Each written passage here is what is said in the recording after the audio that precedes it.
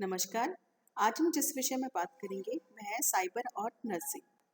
इसमें हम देखेंगे कि साइबर और नर्सिंग क्या है, इसका परिचय, इंटरनेट से जुड़ी कुछ बातें, साइबर क्राइम कैसे होता है, यह कितना गंभीर है और इसे कैसे रोका जाए।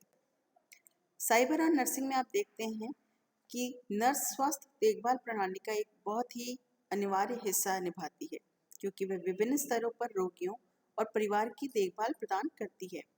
नर्स की इंटरनेट का प्रयोग करने, जानकारी प्राप्त करने और मरीजों के व्यक्तिगत स्वास्थ्य से संबंधित मुद्दों पर काम करने के लिए कई महत्वपूर्ण भूमिकाएं हैं। नर्सों के साथ साथ नर्सिंग छात्र छात्राओं को भी ऑनलाइन स्वास्थ्य सूचना संसाधनों के बारे में जानकारी होनी चाहिए और रोगियों और मरीजों के परिवार के सदस्यों की सहायता के लिए ऑनलाइन उचित जानकारी का मूल्यांकन करने में भी वो सक्षम होने चाहिए। जब स्वास्थ्य सेवा क्षेत्र की बात आती है तो इंटरनेट से जुड़ी चीज़ें बढ़ जाती हैं, जैसे जल सेक पंप, पेसमेकर, इंसुलिन पंप, कर्णावर्त तंत्रिका का प्रत्यारोपण यानी कि ट्रांसप्लांट, दिल की प्रत्यारोपण यानी का हार्ट का ट्रांसप्लांट, दूरस्थ रोगी निगरानी, क्योंकि टेली हेल्थ एक प्रकार की स्वास्थ्य सेवा है। यह जानकारी चिकित्सक द्वारा दी गई सॉफ्टवेयर जो कि स्मार्टफोन या टैबलेट में स्थापित होती है, इसके द्वारा दी जा सकती है।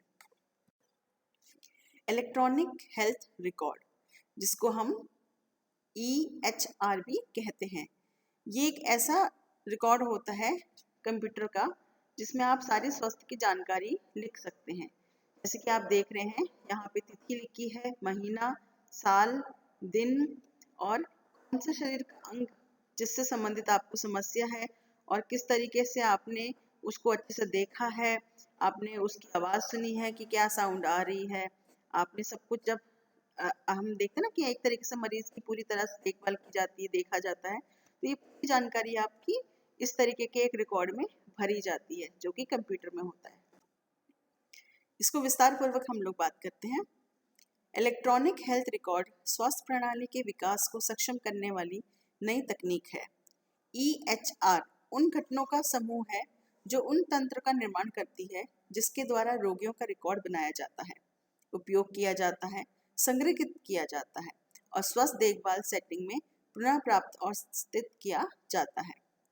ESR डेटा मास्किंग बाहरी निकायों जैसे शोधकर्ता, स्वास्थ्य बीमा एजेंसियों द्वारा एक्सचेंज की गई जानकारी की मात्रा को प्रतिबंधित करने में मदद करता है।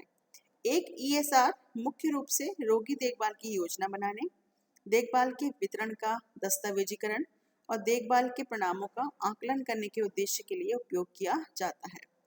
EHR में सुरक्षा को हैकर्स, वायरस और कीड़े द्वारा गंभीर रूप से खतरा हो सकता है। आज के डिजिटल समाज में खासकर स्वास्थ्य सेवा में निजी डाटा की गोपनीयता को और सुरक्षा के बारे में चिंताएं लगातार बढ़ती जा रही है।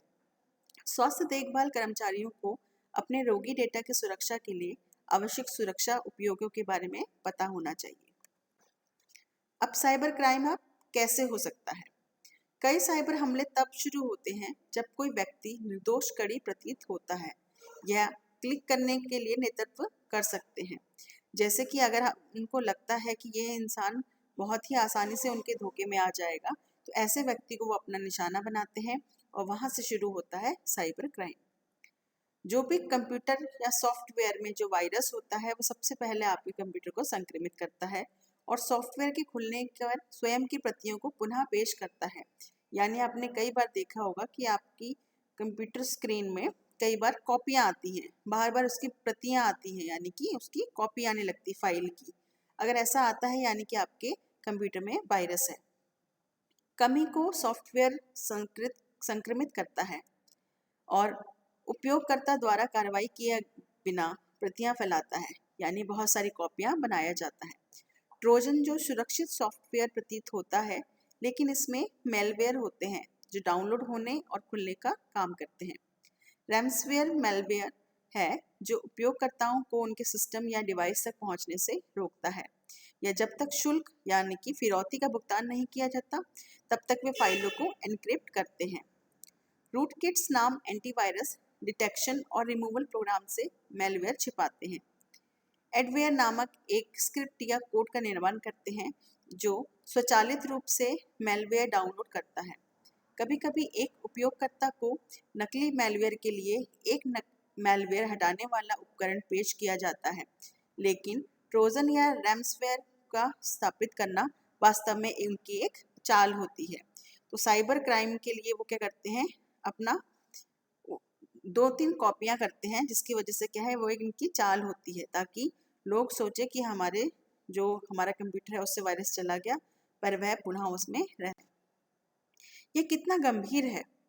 सबसे महत्वपूर्ण बात, रोगी सुरक्षा और देखभाल वितरण में खतरे पड़ सकते हैं। मेडिकल रिपोर्ट और जीवन रक्षक चिकित्सक उपकरणों तक उसको पहुंच जो है उसकी खो सकते हैं, जैसे कि रैम्सवेयर वायरस उन्हें बंधक बनाकर रखता है। आपके रोगियों की प्रभावी देखभाल करने की उनकी क्षमता बाधित करता है। निजी मरीज के डेटा तक हैकर्स की पहुंच न केवल उनके लिए सूचनाओं की चोरी करने के लिए दरवाजा खोलती है, जबकि जानबूझकर या अनजाने में डेटा को बदल भी देती है, जिससे मरीज के स्वास्थ्य और परिणामों में गंभीर प्रभाव पड़ सकते हैं। धन्यवाद।